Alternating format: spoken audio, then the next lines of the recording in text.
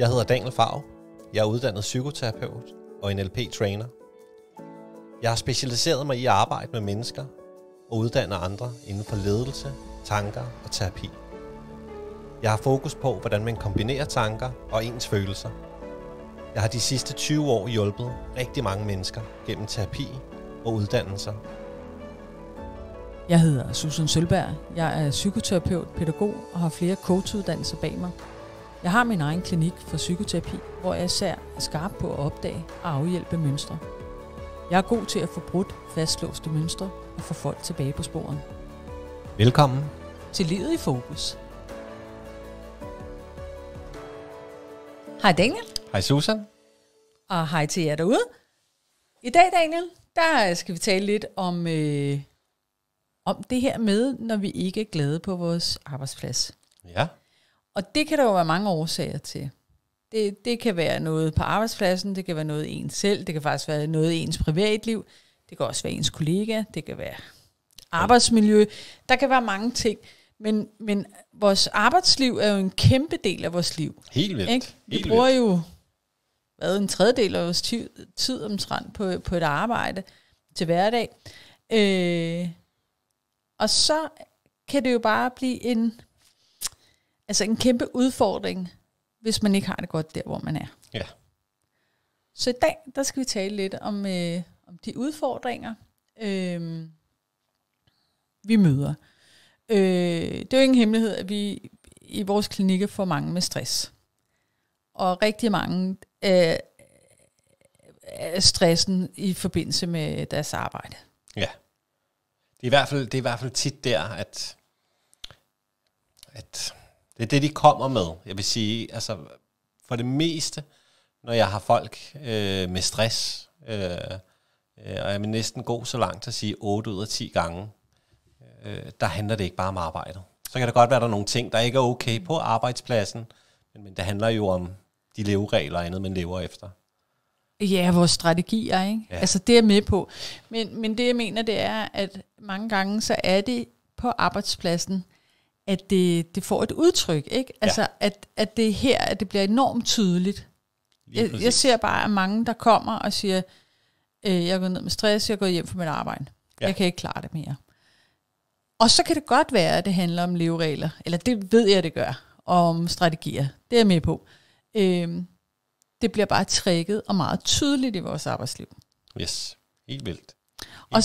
Og det er lidt af det, jeg godt kunne tænke mig, at vi talte om i dag. Den her stress, vi jo kan opleve af forskellige årsager. Og så hvad de forskellige årsager er, eller kan være. Ja. Og så synes jeg, vi skal slutte af med, hvad kan man så gøre? Ja. Ikke? Hvis man kan se sig selv i nogle af de scenarier, vi kommer med. Ja, hvordan handler man? Det er præcis det. Der er en lille smule rockstjerne over dig i dag, Daniel. Kunne du ikke tage de der solbriller af? Lige om lidt, kan jeg. Så er solen væk, tænker du? Så er solen væk. Det er meget ubehageligt, at jeg ikke kan se dine øjne. Det er også nogle flotte øjne. Og det er selvfølgelig fordi, at vi optager i et rum, hvor at solen står inden for fulde gardiner. Og det er jo fordi, solen altid skinner på en stjerne. Ikke? Det er rigtigt. Og jeg er her, Daniel. Men den skinner faktisk ikke på dig. Ej, jeg bliver så træt af dig, mand. Siger det bare. Nå, men det her med, er det muligvis slet ikke det rigtige job, vi er i, og har vi jobbet af de rigtige årsager? Ja. Er måske det, vi skal starte. Fordi at mange har sådan en overbevisning om, at og især unge mennesker går jo og tænker, hvad er drømmejobbet? Ja. Og hvad skal jeg lave resten af livet? Og så kan jeg sgu godt forstå, at det bliver noget af en mundfuld. Jeg kan godt selv huske, da jeg gik i gymnasiet og tænkte, hvad skal jeg være resten af mit liv? Ikke? Og det blev så lavet om til, hvad skal jeg lave, i stedet for, hvad skal jeg være? Ikke? Ja. Og det gjorde det jo noget nemmere at finde ud af, hvad jeg havde lyst til at lave. Jeg tror for mig, og det er egentlig noget, jeg har for en, der hedder Michael, som underviser i samfundsvidenskab. Og jeg er egentlig meget enig. Der er sådan 2 veje, når vi snakker arbejde. Og han kalder det sådan her, vi kan arbejde for at leve, eller vi kan leve for at arbejde. Ja. Hvis vi arbejder for at leve, så handler det om, at jeg har et job, som er okay. Det behøver hverken at være drømme eller andet. Det kan være nogle gode kollegaer og et arbejde, som er okay at lave, fordi det handler om at få nogle penge. De penge skal bruges på familien, eller sig selv, eller rejser, eller hvad det nu er. Og så kan jeg leve for arbejde, og det er der, hvor at det virkelig skal give mening. Jeg skal gå ud og hjælpe nogle mennesker, eller jeg skal redde nogle mennesker, eller jeg skal det ene og det andet. Og egentlig for mig er der ikke nogen af de scenarier, der er rigtige og forkerte. Og jeg har egentlig venner i begge lejre. Jeg skulle til at sige, er det så sort-hvidt? Kan man ikke lidt af det hele? Altså, fordi jeg synes da egentlig, at jeg arbejder med noget, jeg godt kan lide. Ja. Og samtidig med, at det giver mig smør på brødet. Ja, absolut. Absolut. Jeg tror, at der, hvor jeg har ramt, at folk skal leve for det, de laver, og det har faktisk, altså, og det er der en del, der har slået sig på. Ja, fordi så bliver man passioneret jo. Ja, lige ikke? præcis. Og så er der stor risiko for, at man kan brænde ud jo. Og så er det ikke bare et arbejde. Nej, det er rigtigt. Så bliver det en livsstil, ikke? Så bliver det noget andet, og det er egentlig for at sige, jeg kender mennesker, der arbejder i supermarkedet eller andet. Der er også en af mine gode venner, der arbejder som skraldemand, og de er super glade for deres arbejde. Og ham, der er skraldemand, men det er klart, hey, han arbejder for at leve. Han står op, han går på arbejde. Det er faktisk ikke, fordi han synes, det er hverken spændende, eller wow, eller andet, eller nej, hey, det giver smør på brødet. Så det er egentlig den mentalitet, han har, og den kan jeg meget godt lide. Tjener til livets ophold. Og så er der andre, som er mere passionsdrevet, og det synes jeg også er super fint. Der er bare faren ved, at der kan det blive nemt at slå sig, når vi begynder at ramme rammer. Men altså, selvom man har et arbejde, hvor det bare handler om at købe sig noget frihed, altså købe sig til at leve, ikke? Ja. Et arbejde for at leve, så skal det jo stadig give mening, for ellers så kan vi ikke holde ud at være i det. Nej, det er bare for at sige, at meningen kan findes mange steder. Ja, det er rigtigt, og det var egentlig det, jeg ville frem til. Ja. Ikke?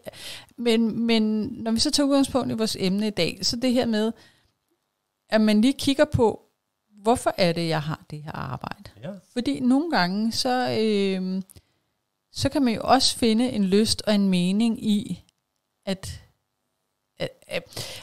tjene til overlevelse. Ikke? Altså, absolut. Så er det sgu næsten lige meget, hvad man laver, med nogle få undtagelser, hvor man ikke måske sælger sig selv, skulle til at sige, ikke? Altså fordi det er måske lidt ude på et overdrev, ikke? Men det her med at sige, det kan godt være, at det ikke er det vildeste, fedeste arbejde, jeg laver, men det giver mening, fordi at det tjener til livet, ikke? Ja. Og så kan man jo søge videre derfra, hvis man ønsker, hvis man har nogle andre ambitioner, ikke? Men noget af det, jeg støder på, det er egentlig, at folk at starte et arbejde med en overbevisning om, at det var noget helt andet. Ja. Og så finder de ud af, eller de er måske ikke engang så bevidste om, at det faktisk slet ikke var det, de ville, men de kan mærke det. Ja. De kan mærke, at der er noget, der ikke spiller for mig. Men render rundt med en overbevisning om, det er sgu det her, jeg skal, ikke? Ja.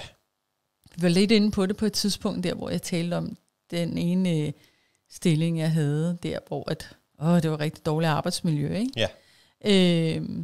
Hvor jeg blev ved at sige til mig selv, nej, det er et godt sted, eller det er mit drømmejob, ikke? Ja. Men det var det jo ikke, når det var så galt.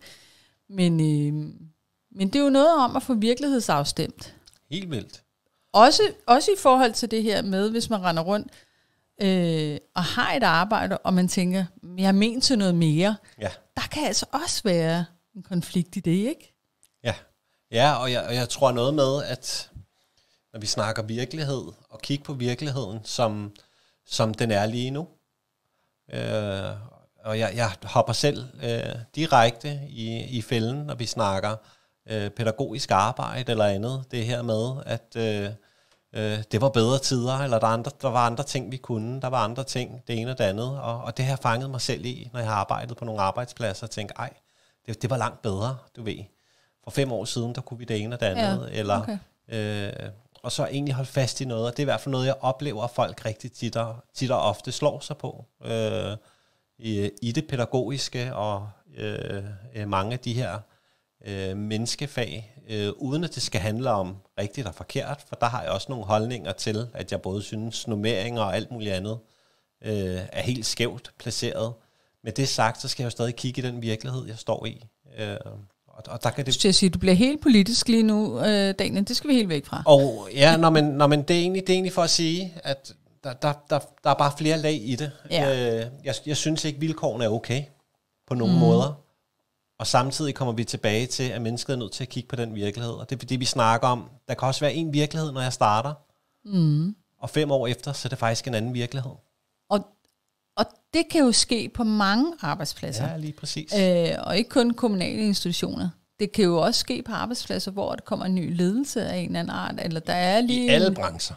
Lige præcis, ikke? Ny administrerende direktør i et eller andet firma, og så kommer der nye boller på suppen, som gør, at ens arbejdsvilkår ændrer sig. Lige præcis.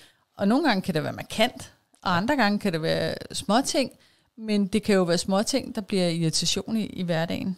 Altså helt i sit bestemt arbejdsliv, ikke?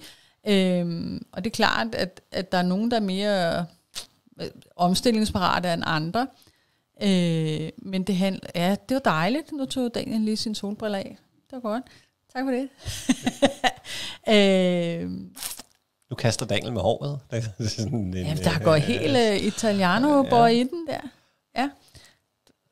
Det skulle være, at du også skulle lukke skjorten lidt. Nej.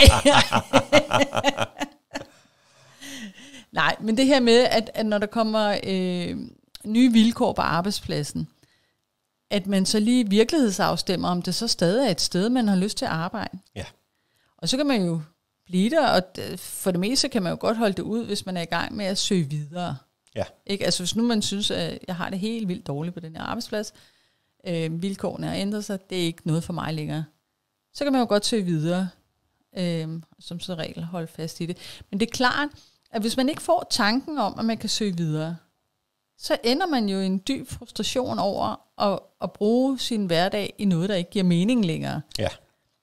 Og jeg er også nødt til at indskyde nogle gange også tanken med at snakke med sin leder, eller chef, eller kollegaer, eller hvad det nu kunne være, fordi man har en forudtaget holdning til, hvad der nok vil blive sagt.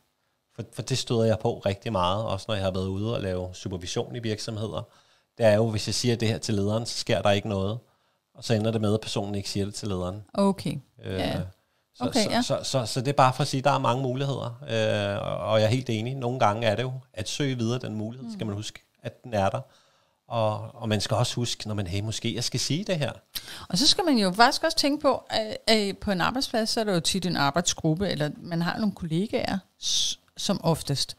Og hvis der er udskiftning i dem, så er det jo altså også ens arbejdsmiljø, der ændrer sig. Ja, helt vildt. Og det skal man også, altså der er jo altid en dynamik, der ændrer sig, når man piller i en gruppe, ikke? Altid. Altså sætter en ind, eller tager en ud, ja.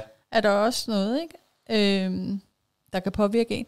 Og så er der en anden ting, man kan jo også selv ændre sig, og få nogle nye interesser, eller, altså for det kan vi jo, altså det kunne jeg da mærke på mig selv, at jeg i hvert fald også har ændret, ikke grundlæggende, fordi jeg har altid arbejdet med mennesker, men på hvilken måde jeg gerne vil arbejde med mennesker, ikke? At så tog jeg et skift i livet, der hed så, at man godt arbejde lidt dybere med folks psyke, men jeg har altid arbejdet med mennesker, men det kom jo på et tidspunkt, hvor jeg har arbejdet i 17 år, eller sådan noget, med unge, ikke? Altså, så vi ændrer os jo også selv. Helt bestemt. Og så er det jo også noget med at virkelighedsafstemme, når man er så stadig det rigtige sted, ikke? Ja. Ja. Og hvad er det for et narrativ, jeg holder fast i? Omkring mig selv, eller stedet, eller andet? Hvad er det for en historie? Ja, vi kan jo tale lidt om den her med arbejdsidentiteten. Fordi man propper jo noget arbejdsidentitet, eller det har vi jo mange af os. Jeg har i hvert fald. Ja, jeg vil gå så langt og sige, at det har de fleste. Og det er jo også klassikeren, når vi spørger ind til folk, så er det typisk det, de siger. Det er deres navn, og så er det typisk, hvad de laver. Ja. Så det er jo en stor del. Og man siger jo ikke, jeg betjener kunder. Nej, jeg er en eller anden stilling, ikke? Ja, jeg er salgschef for... okay. Ja, præcis, ikke? Altså det, jeg er pædagog. Jeg du ved, jeg siger jo ikke til folk, jeg behandler folks psyke. Så siger jeg er psykoterapeut. Ja. Ikke? Og så det bliver jo en identitet. Jeg identificerer mig i hvert fald med den stilling, jeg har. Helt bestemt. Og noget er faktisk, altså, og når der så sker noget, når man rykker i den båd, så sker der jo noget med ens identitet. Så skal man til at se sig selv i et nyt lys. Og det kan altså også være svært. Jeg kan huske, i tidernes morgen, der havde et diskotek, som diskotek Woodstock, inde i Vestergade 12. Det ligger der ikke mere. Det fik vi lukket. Men det var familieeje i 16 år, havde vi det, ikke? Ja. Så det var bare en kæmpe del af vores familie. Diskoteksejer. Og jeg var DJ og alt det her. Men jeg havde faktisk en identitet forbundet med det sted. Også i forhold til omgangskredsen, til mit netværk og så videre.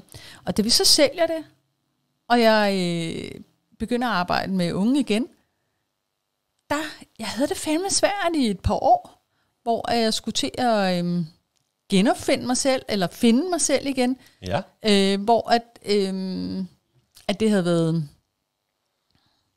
Ja, altså faktisk så...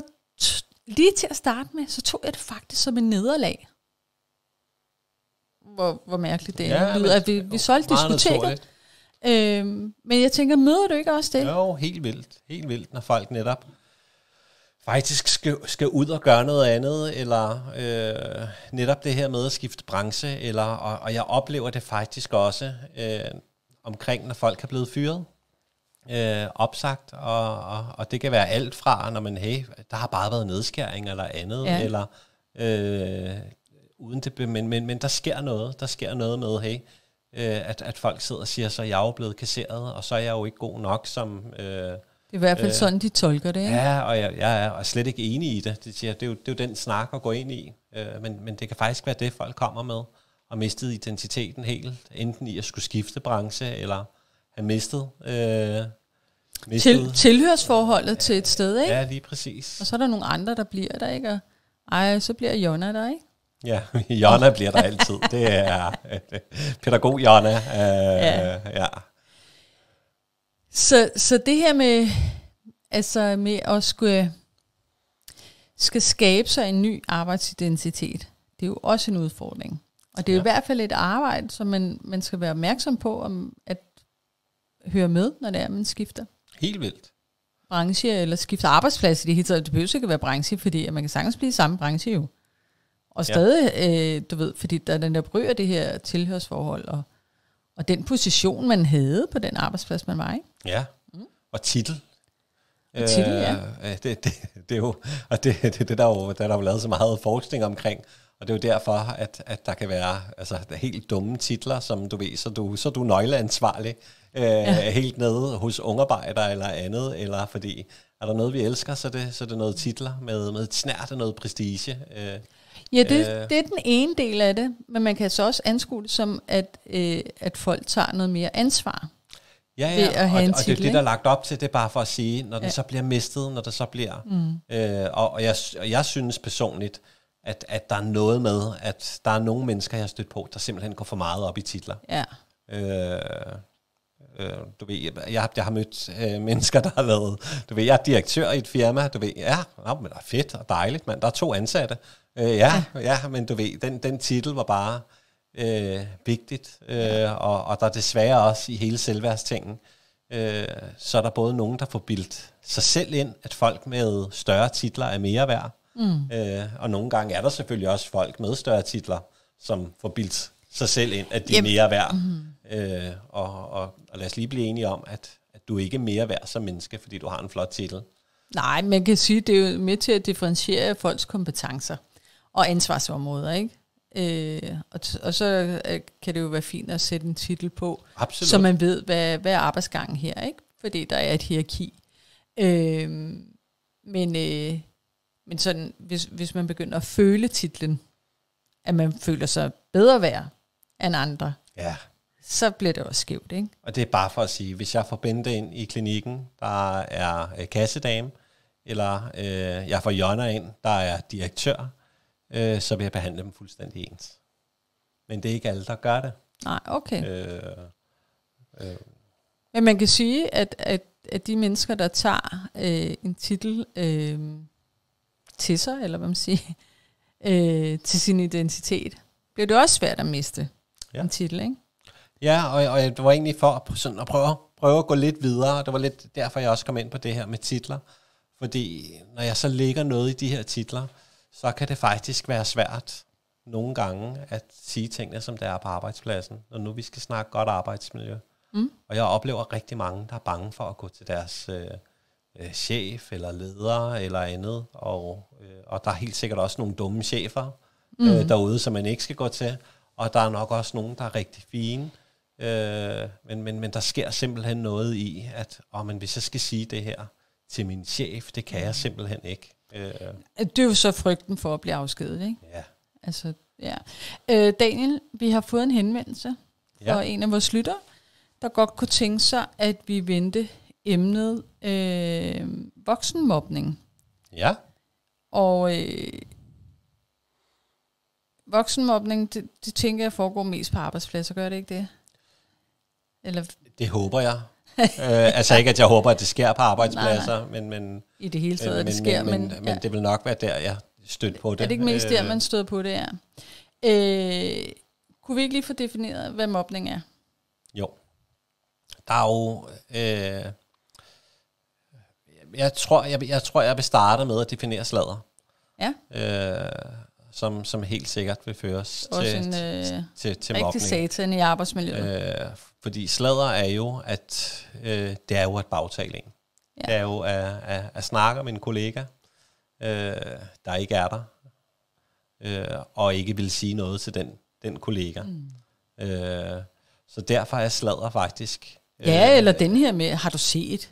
Ej, prøv lige at se en kjole, hun er på i dag, ikke? Eller? Absolut. Ja. Så derfor er sladder faktisk meget, meget tæt på mobning.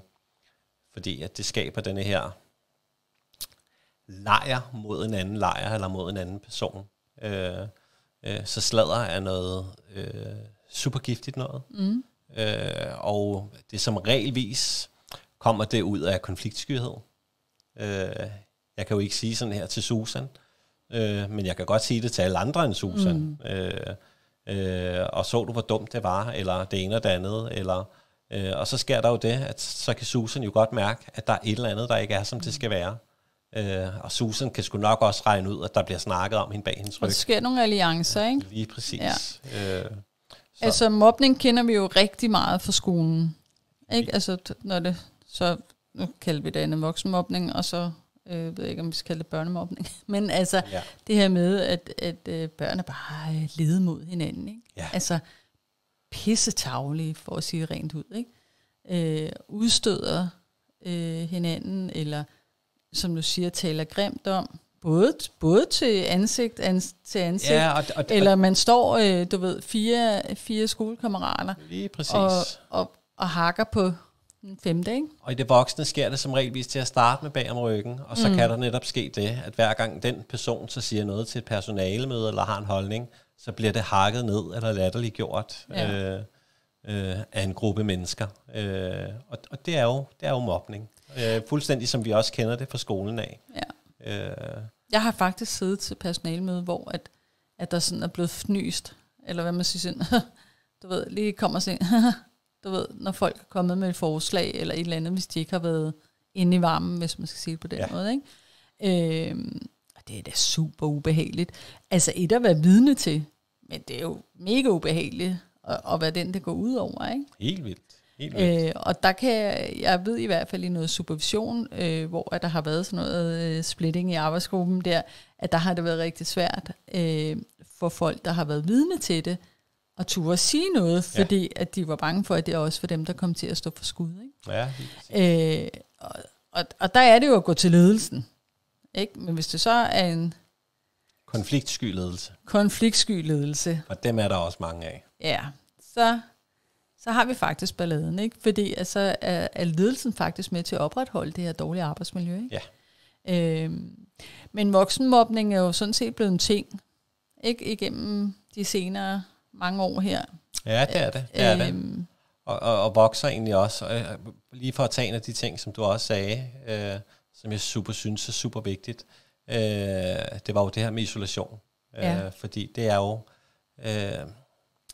det er den ondeste straf, vi faktisk kan give mod andre mennesker. Det er at ekskludere og isolere dem, som jo er både et magtværktøj, når vi snakker fængsel, så er man i isolation, og det er faktisk også et værktøj, der bliver brugt i det kriminelle miljø til at afstraffe andre, til at kunne rette ind. Det er, at vi isolerer dem, så de virkelig har det dårligt, og higer efter noget kontakt for at underlægge dem. Det er simpelthen en basic ting. Altså det er virkelig en grundlæggende ting for mennesket at være sammen med andre mennesker. Ja. Og det er også derfor, vi ser, at folk, der isolerer sig, bliver så syge. Ja. Ikke? Altså man bliver simpelthen fysisk syg af at være isoleret. Men hvad så, Susan? Hvis jeg nu har en kollega, jeg bare synes er en kæmpe idiot, skal jeg så absolut kunne lide den kollega? Nej, men du skal fandme behandle den kollega med respekt. Ja. Og opføre dig ordentligt. Bare fordi du ikke kan lide en anden person, eller synes, de gør et elendigt stykke arbejde. Altså, der kan være mange årsager. Ja. Og hvis du går hen og bliver personligt, så skal du bare lukke. Altså, hvem har givet dig mandat til at skulle stå og pille en anden ned for deres person? Det kan jeg slet ikke se. Men det, altså, og igen, så handler det jo også om integritet, ikke? Det her med at se ind af, hvad for et menneske vil jeg gerne være, uanset om det er en arbejdssituation, eller om det er folk på gaden, eller hjemme i familien. Hvad er jeg for en person? Og jeg vil nok sige, at hvis du render rundt og voksen mobber, så kan du med stor sandsynlighed også være et dumt svin derhjemme. Altså, yes. Ikke? Altså, hvis jeg skal sige det helt sådan. Men altså, jeg vil bare appellere til, at er man vidne til det, eller står i orkanens øje, at sig det til de voksne. Altså, sig det til dem, der står med en magt over dem, der gør det. Og nogle gange, så er det jo faktisk en ledelse, der gør det. Ja. Så skal man bare finde sig et andet sted. Fordi så er arbejdspladsen simpelthen for usund. Ja, og jeg er helt enig med netop, respekt.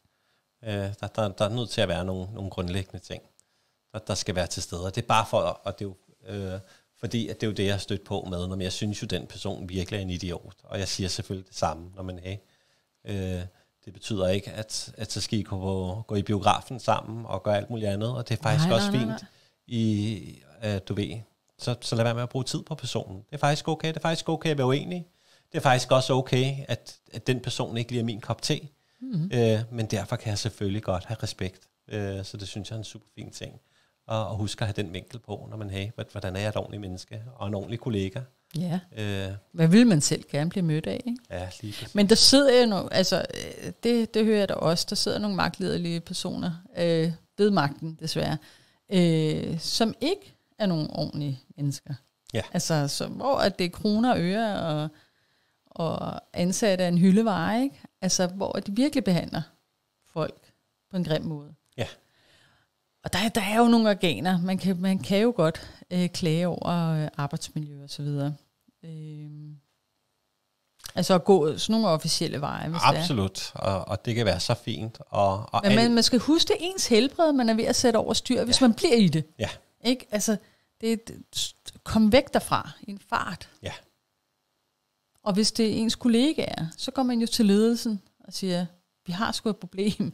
Ja. Ikke? Jeg bliver ekskluderet, jeg bliver mobbet, der bliver talt bag min ryg foran mig, eller du ved ikke, eller jeg bliver sgu dårligt behandlet. Og jeg vil sådan appellere også, for det er jo noget af det, når jeg har undervist ledelse eller andet, at det er super vigtigt med sådan nogle ting, og det hænger også sammen med integriteten, at vi får fjernet denne her anonymitet.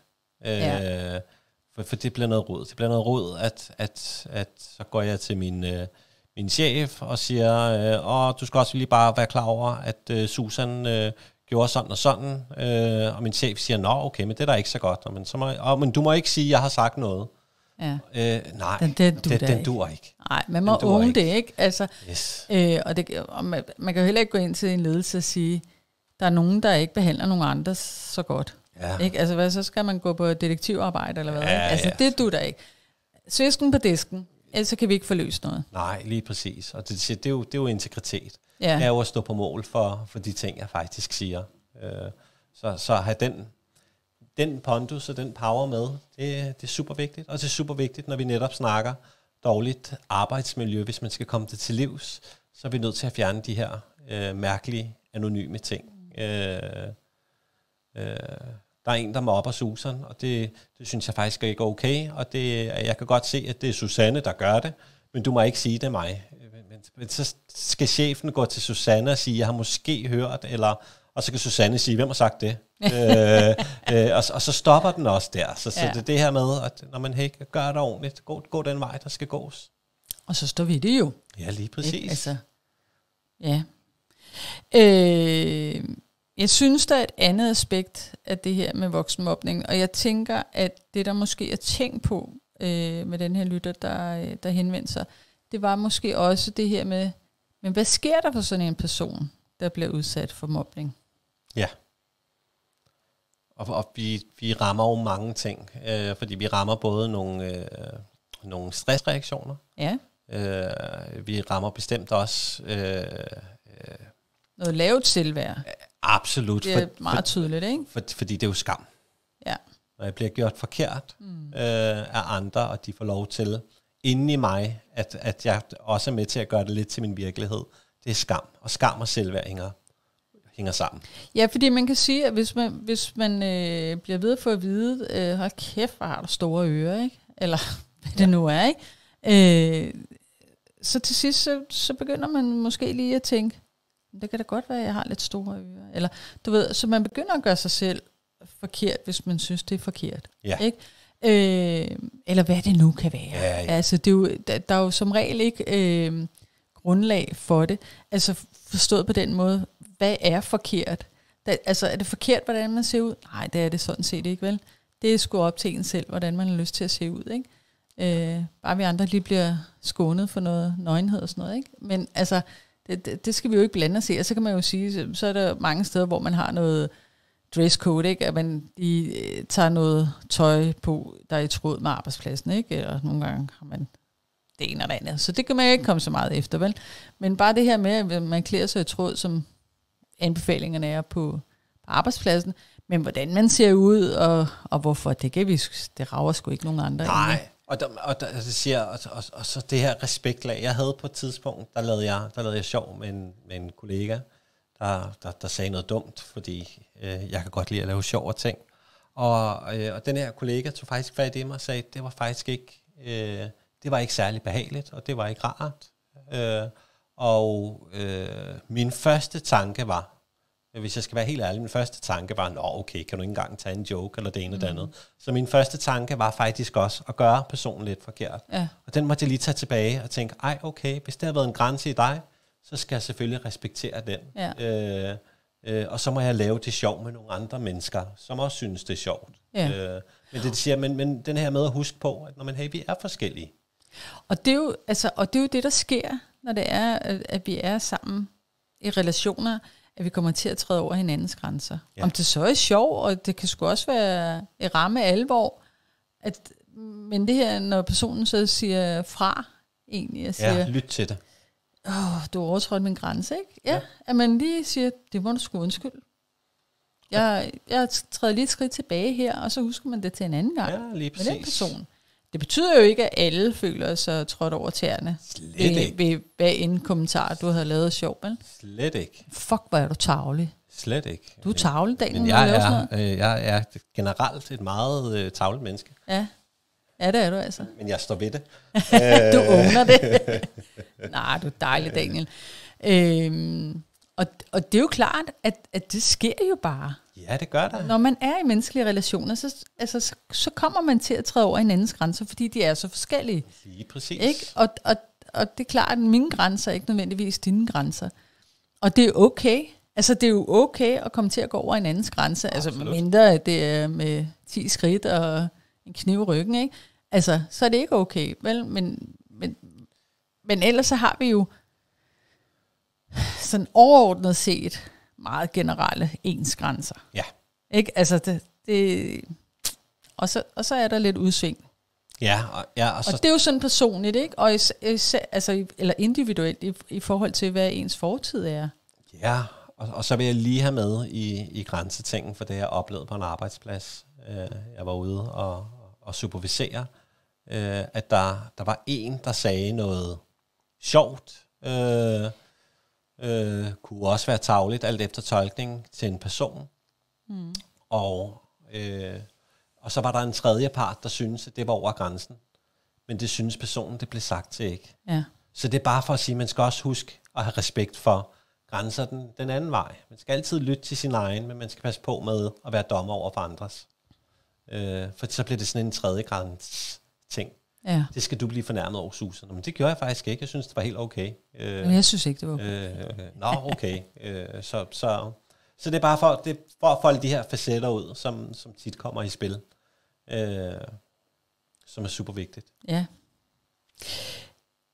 Vi taler meget om, Daniel, det her med, at hvis nu arbejdspladsen har ændret sig så meget, ledelsen har ændret sig, bla bla bla, så skal man søge nyt arbejde. Men det kan godt nok være skræmmende at skal gå ud og søge nyt arbejde. Ja. Ikke fordi, vi ved jo godt, hvad vi har. Selvom det måske ikke er særlig godt, så ved vi i det mindste, hvad vi har. Et eller andet fundament der. Ja. Men vi ved ikke, hvad vi går ud og møder. Nej. Så jeg kan godt forstå nogle gange, at folk er lidt tilbageholdende og siger, vi kan ikke bare skifte arbejde, eller du ved, at det kan være lidt skræmmende. Ja, helt enig. Og jeg tror, det som der er nogle gange rigtig trist, som jeg støder på, det er mennesker, der jo kommer ind i klinikken, eller døren, eller andet, som simpelthen har det mest forfærdelige arbejde i hele verden, i deres oplevelse, og har været der rigtig længe, og netop ikke får gjort noget ved det. Ja. Som simpelthen er brændt fast i gryden på en eller anden måde. Og det synes jeg er trist. Den her stillestand i noget, der er rigtig dårligt. Og jeg tænker, jeg kan godt forstå frygten, og jeg kan også godt forstå lidt det her med, det kan være svært at se skoven for bare træer. Altså det handler jo også om en overlevelse. Man skal jo kunne betale til livet, ikke? Absolut. Så man kan jo ikke bare smide det væk. Men det, der kunne være fedt, som vi gerne vil opfordre til, det er jo det her med at gå i gang med at søge, inden at situationen er helt tilspidset. Ja. Så hvis man kan mærke, og det her, det fungerer ikke for mig. Og jeg vil gå så langt at sige, nogle gange søge, også når den er tilspidset, fordi folk bliver nogle gange stående i en tilspidset dårligt arbejdsmiljø i 3 og 5 år. Ja, okay, det håber jeg, at folk kommer videre fra. Og så er det faktisk som regelvis først, når de så enten bliver fyret, eller så får de sagt op, eller så er de gået ned med stress og sygemeldt et halvt år, og så finder de ud af, at de skal have noget andet. Og det er først der, de kan acceptere det, fordi at det handler jo faktisk også noget om loyalitet. Ja, lige præcis. Den støder vi også på. Lige præcis. Og der er jo forskellige loyaliteter, man kan have, ikke? Med over for sig selv, lige og så præcis. Også over for arbejdet. Og man kan sige, at man skal være sig selv nærmest altid jo. Ikke? Altså, helt enig. Så loyaliteten skal være størst over for en selv. Og næst så må det være over for et arbejde. Jeg har bare oplevet, at mange sætter loyaliteten til arbejdet før dem selv. Ja. Og så er det, de bliver kørt ned. Ja. I sidste ende, ikke? Helt vildt. Men det er endnu en årsag til, at folk ikke bare lige søger videre, ikke? De kommer til at mangle mig. Og hvad med kollegaerne? Så står de og mangler mig. Ja. Ikke? Altså, og det er jo sådan, folk tænker, og jeg kan godt forstå det, men det er jo ikke sådan, det forholder sig. Nej. Fordi hvis nu vi skal være lidt ind til stålet her, så hvad hvis du døde? Vil virksomheden så gå ned? Ja. Nej, det vil den ikke. Men vi finder en ende. Min vil nok, men jeg er virkelig også Du er meget. Du er rockstjerne i dag, Daniel. Ja, virkelig dygtig. Altså. Du er rockstjerne i dag. Nej, og den er jo værd at tage med i sin overvejelse, det her med, at altså, vi kan godt erstattes på på en arbejdsplads. Vi er ikke uundværlige, selvom det er svært at få over dine læber, Daniel, så er vi ikke uundværlige i vores arbejde. Vi kan erstattes. Ja. Og det er en god ting at huske på i forhold til,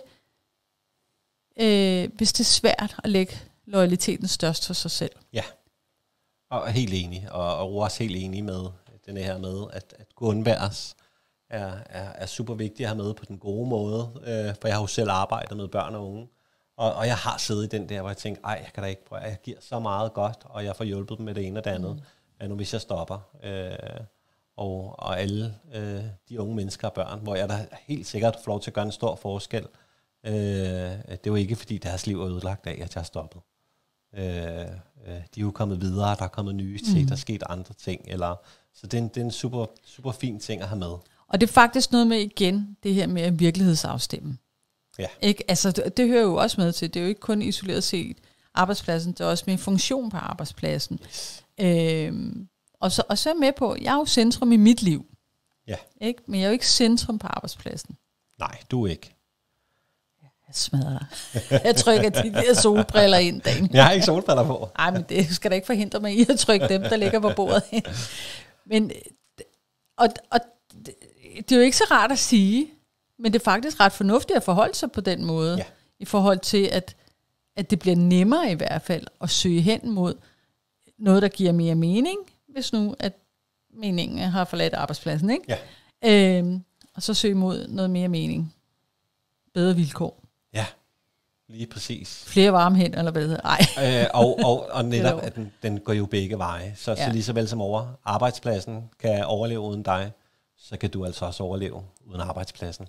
Ja. Og finde glæde og ro et andet sted, hvis du ikke er det rette sted. Ja.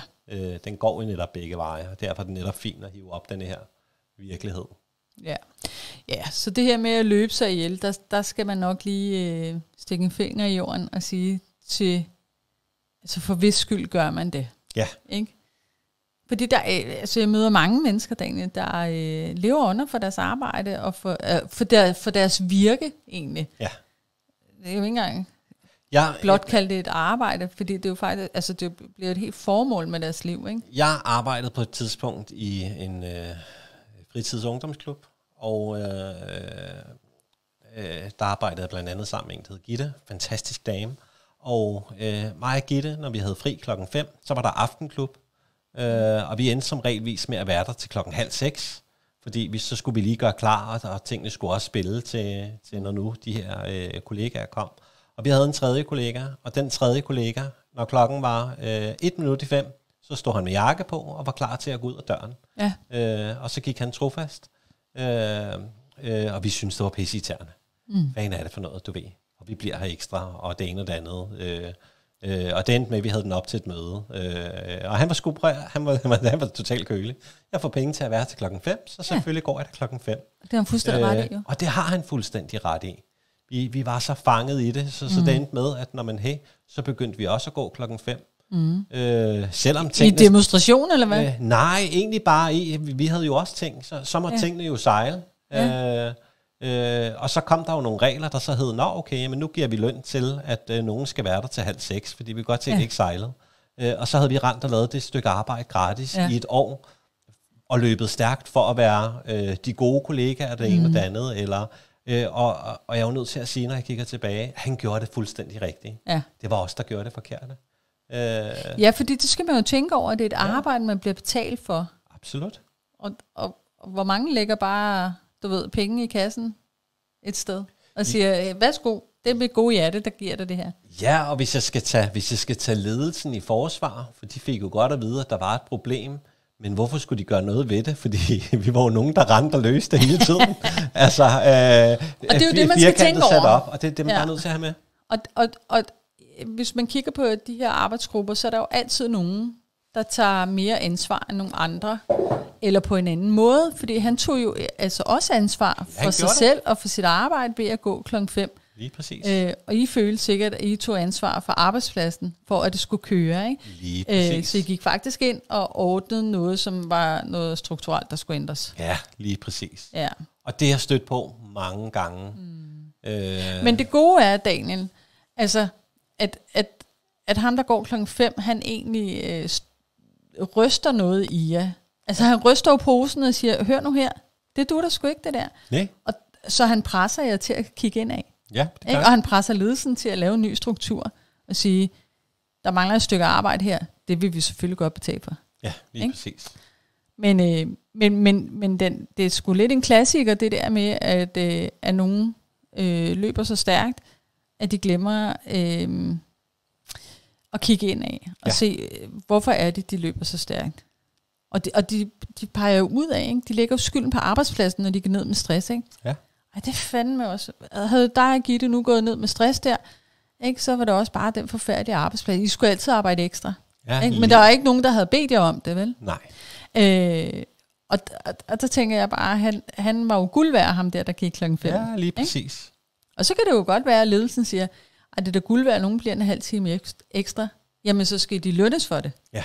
Ikke? Altså, der er jo kun få steder, at man lægger interessetimer, ikke? Altså. Ja, helt enig. Så er det, fordi man har meldt sig til frivillig arbejde, ikke? Ja, og jeg har det egentlig også sådan, at det må folk gerne gøre. Det er bare det her med at tage ansvar for det. Og sige, men hey, det er mit valg, det gør jeg. Og så kan jeg ikke forlange det af andre eller andet, eller så det netop ikke bare bliver, for os bliver det bare, når man, hey, tingene skal jo gøres, og som du siger, vi tog ansvar for arbejdspladsen og ikke os selv, og så skabte den skævvridning. Og ved du hvad, det er meget lige parforhold. Ja.